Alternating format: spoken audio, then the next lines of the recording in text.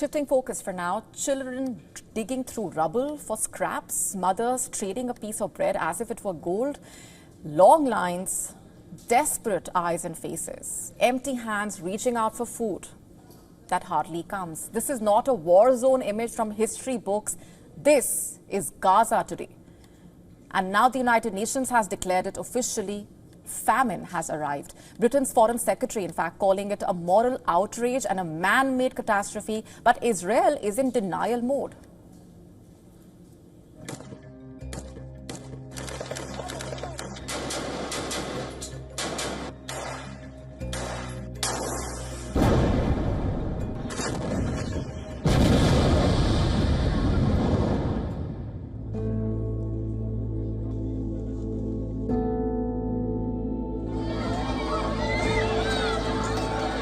The sound in Gaza is no longer just of bombs.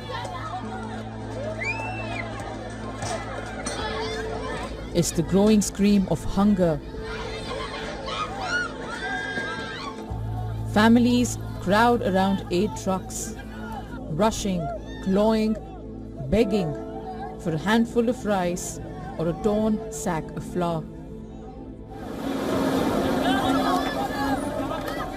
A single bag of bread sparks chaos.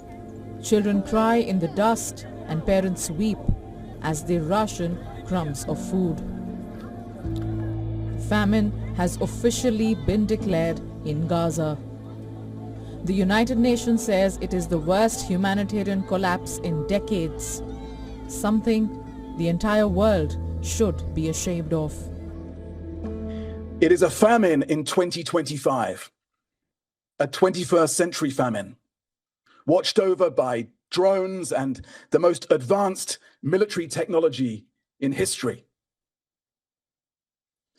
It is a famine openly promoted by some Israeli leaders as a weapon of war.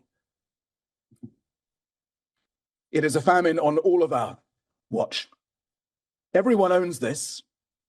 The Gaza famine is the world's famine.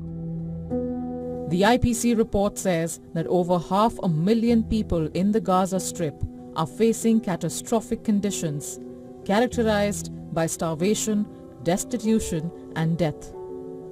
The UN-backed body says that by the end of September, it expects 614,000 people to be facing the same condition. But Israel flatly rejects the declaration. Officials insist food is entering Gaza and accuse the United Nations of exaggeration. But for families on the ground, that claim rings hollow. Global outrage is mounting. From Washington to Paris, leaders are condemning Israel's blockade and demanding unfettered humanitarian access.